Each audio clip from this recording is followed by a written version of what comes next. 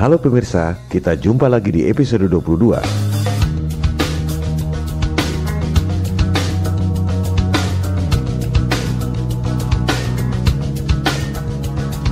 Beberapa hari lalu, saya kebetulan pergi ke sebuah toko buku.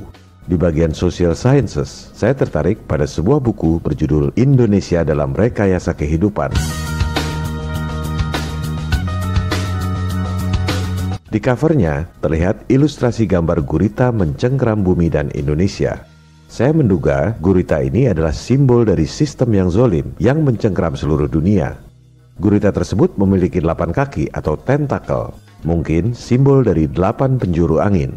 Jadi, gurita dengan 8 tentakel ini adalah simbol dari sistem global yang mencengkeram dari 8 penjuru angin. Bumi berbentuk globe, interpretasi saya adalah simbol globalisasi, penjajahan gaya baru yang dibuat oleh elit global. Di situ terlihat ada figur anak Indonesia yang dengan berani melawan sang gurita raksasa, sehingga gurita tersebut tampak ketakutan. Ini sangat senada dengan adegan film yang sering saya cuplik, David vs Goliath, Nabi Daud melawan Jalut. Bagi saya, keberanian David melawan Goliath adalah simbol dari hidup tanpa rasa takut, kecuali kepada Tuhan.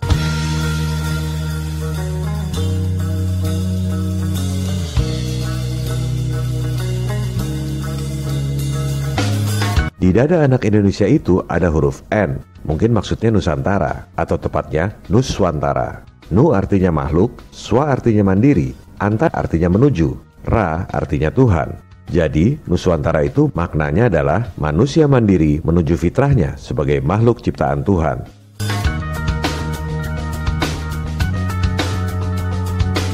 Buku ini ditulis oleh Bapak Komjen Pol Dr. Andes Dharma Pongrekun, Magister Manajemen, Magister Hukum, seorang Jenderal Bintang 3, pejabat tinggi kepolisian di bidang cyber.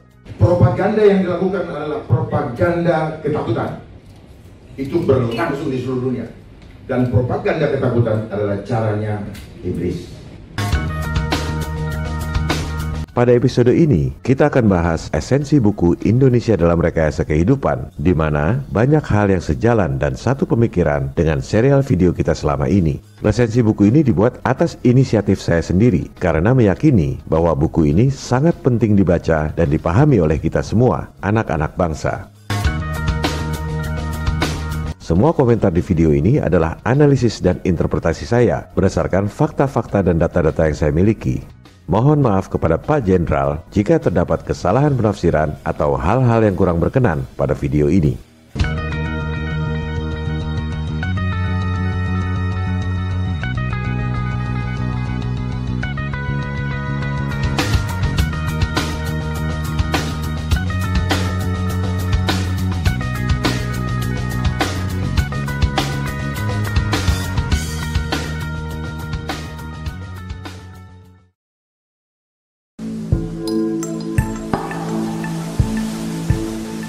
Esensi buku Indonesia dalam Rekayasa Kehidupan ini adalah tentang bahayanya globalisasi yang bertujuan untuk menghancurkan semua negara di dunia.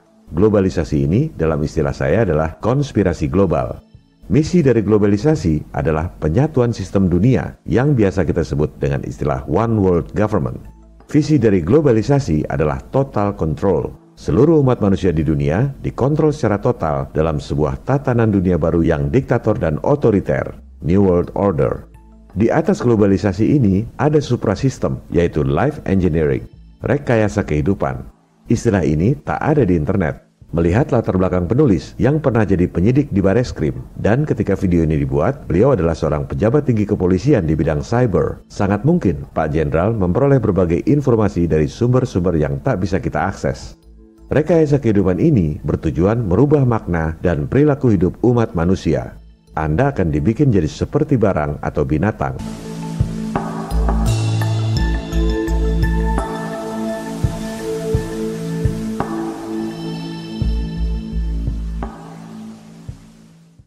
Sekarang telah terjadi gerakan globalisasi yang akan menghancurkan bukan saja Indonesia tetapi seluruh dunia. Catat ini, seluruh dunia. Jadi, bukan cuma Indonesia yang akan dihancurkan, tapi semua negara di dunia, termasuk Amerika, Cina, Jepang, dan lain-lain. Apa buktinya? Lihat tabel utang semua negara di dunia. Anda buka situs nationaldebtclocks.org. Utang Indonesia nggak ada di situ. Anda cari di sumber lain yang kredibel, statistik utang Indonesia yang diterbitkan oleh Bank Indonesia. Anda ketik satu persatu, dibuatkan tabel. Tabel seperti ini tak ada di Google atau internet. Anda harus membuatnya sendiri. Negara pengutang terbesar di dunia adalah si adik kuasa Amerika, kedua Jepang, ketiga Cina, yang katanya macan perekonomian Asia. Semua itu adalah ilusi, jebakan Nekolim. Negara-negara maju itu utang pada siapa? Siapa yang lebih kaya dari negara-negara maju sehingga bisa kasih utang pada negara-negara maju? Cara bekerjanya globalisasi ini sudah sejak dulu. Dan dia punya organisasi yang begitu kuat, bukan negara. Non-state actor. Kekuatan besar itu adalah bagian daripada mereka yang elit-elit global yang ingin menguasai dunia ini.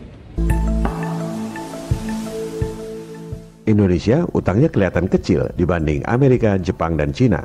Apa dampaknya? Lihat APBN 2020, anggaran buat bayar bunga utang saja 295 triliun rupiah.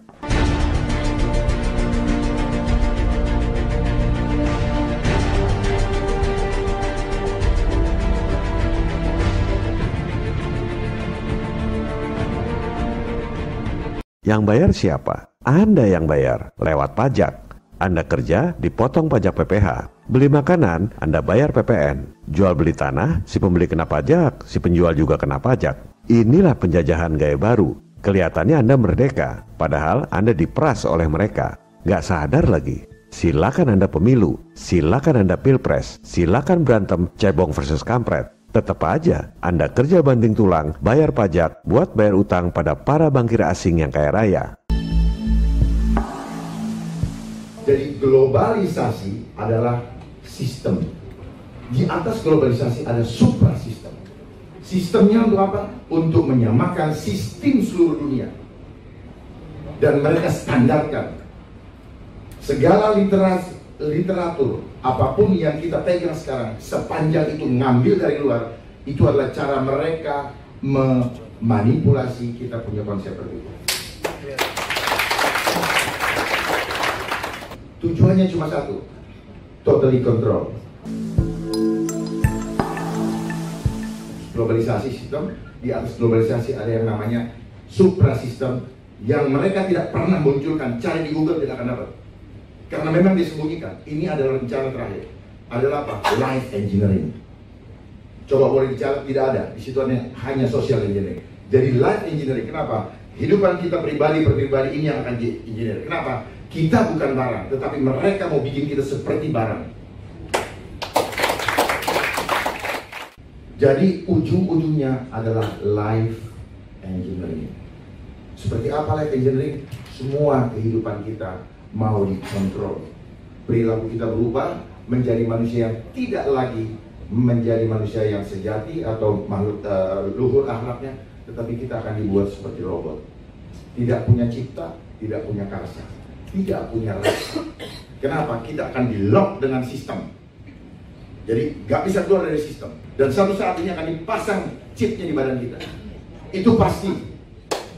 Pasti. Kalau yang bilang tidak pasti, kita dibohongin.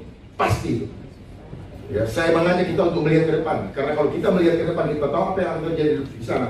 Kita bisa membuat langkah-langkah strategis untuk menghadapinya.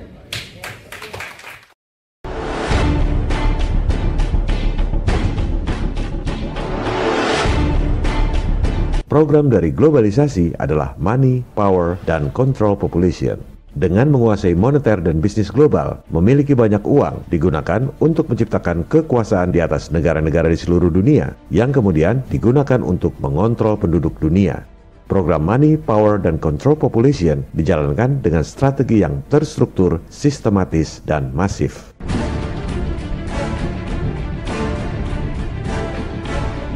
Programnya adalah Money, Power, dan Control Population. Money, dia sudah kuasai sistem ekonomi dunia. Bursa efek apa semua pokoknya diatur. Nah, kurs-kurs kita itu diatur sama mereka. Aduh, kurang asam. Jadi kita diancam-ancam, lu gue mau turunin nggak 20.000, lu gue mau turunin nggak gitu. Dibikin takut, ngerti nggak? Duit lagi, kita jadi hutang lagi yang bayar rakyat. Untuk ganjil jangan lebih dari 14.000 misalnya. Ternyata semua disetting. Mereka bekerja secara terstruktur, sistematis dan masif. Kenapa struktur? Karena dia punya organisasi besar dengan sistem perekonomian yang dia kuasai di seluruh dunia. Kenapa sistematis?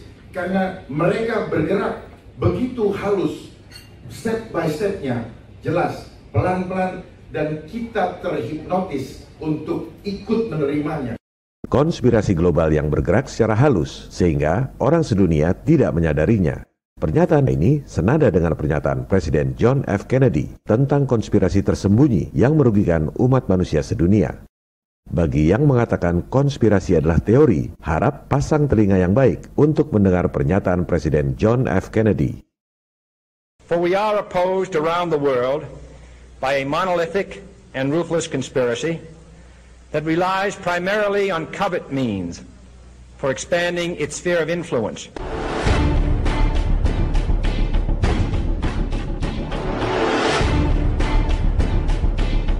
Pernyataan selanjutnya dari Pak Jenderal Dharma juga esensinya sama persis dengan pernyataan lanjutan dari Presiden John F. Kennedy.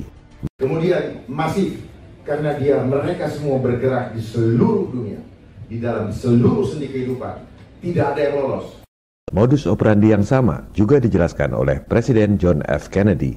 It is a system which has conscripted vast human and material resources into the building of a tightly knit, highly efficient machine that combines military, diplomatic, intelligence, economic, scientific, and political operations.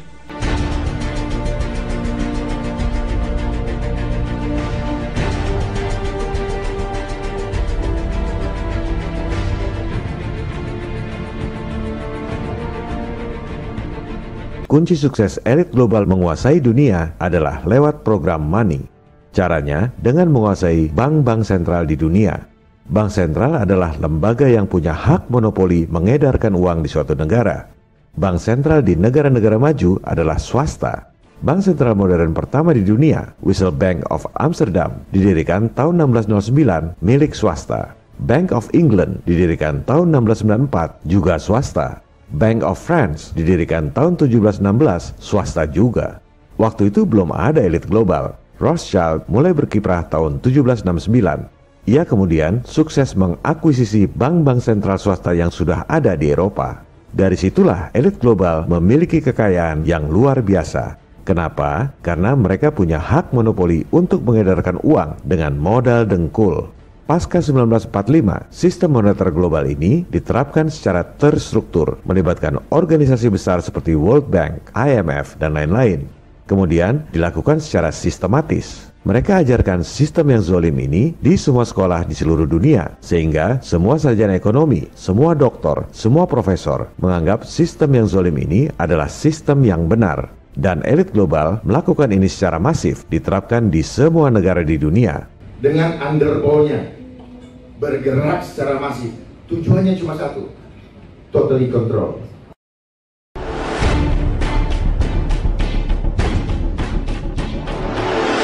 Mari kita buktikan. Silakan Anda buka laporan keuangan Bank Indonesia periode akhir tahun lalu, yaitu 31 Desember 2019. Jangan terintimidasi dengan deretan angka-angka yang banyak. Anda cukup lihat satu baris, berapa uang rupiah yang diedarkan oleh Bank Sentral. 793 triliun rupiah. Bank membukukannya di bagian liabilitas. Harus ada lawannya di bagian aset. Apa dasar Bank Sentral mengedarkan uang? Karena pendidikan di sekolah, kebanyakan orang akan bilang dasarnya adalah emas. Mari kita buktikan, berapa aset emas yang dimiliki oleh Bank Indonesia? Hanya 53,4 triliun rupiah.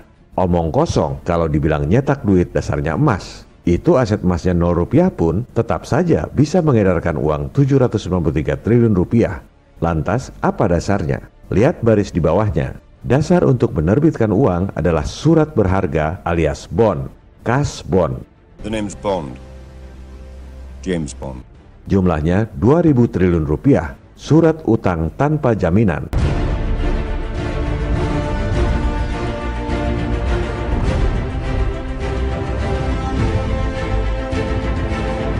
Kalau pemerintah defisit, terbitkan surat utang alias cash bond. Bank sentral terima surat utang pemerintah, ditaruh di bagian aset.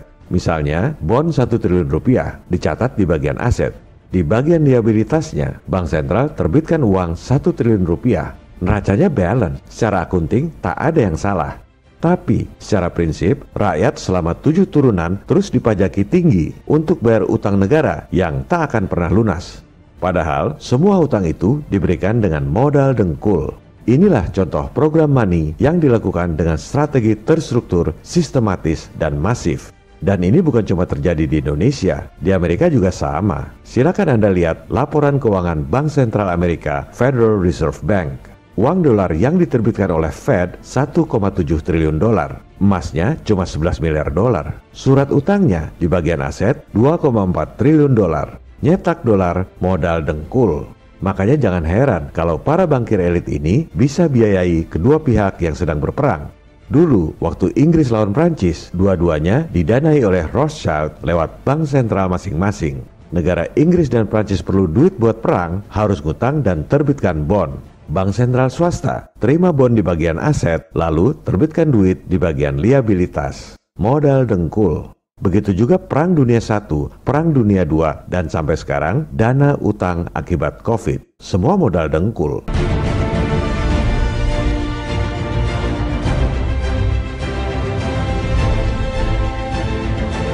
Sampai kapan umat manusia di dunia sadar telah dikadali oleh sistem yang zolim yang diajarkan di semua sekolah di dunia dan dipropagandakan oleh semua media massa?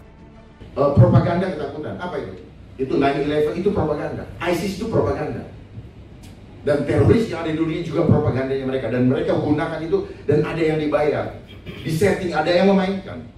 Sekali lagi, saya membuat resensi buku Indonesia dalam Rekayasa Kehidupan ini atas inisiatif saya sendiri karena meyakini bahwa esensi buku ini harus dipahami oleh kita, anak-anak bangsa, untuk membela negara dan masa depan kita sendiri.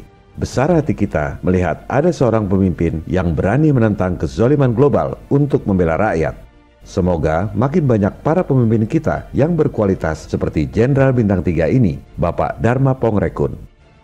Jadi di sini butuh pemimpin yang punya hati sungguh-sungguh untuk bangsa. Bukan pemimpin. Gampang bangsa ini dipimpin kalau kita punya pemimpin yang sungguh-sungguh dan tidak perlu takut kehilangan apapun juga. Kalau kita takut kehilangan apa, ya pasti kita kehilangan, itu udah rumusnya. Tapi kalau kita tidak takut kehilangan, Tuhan akan memberikan kepada kita. Viva Republik Indonesia, salam people power. This is a revolution. I hate imperialism. I detest colonialism.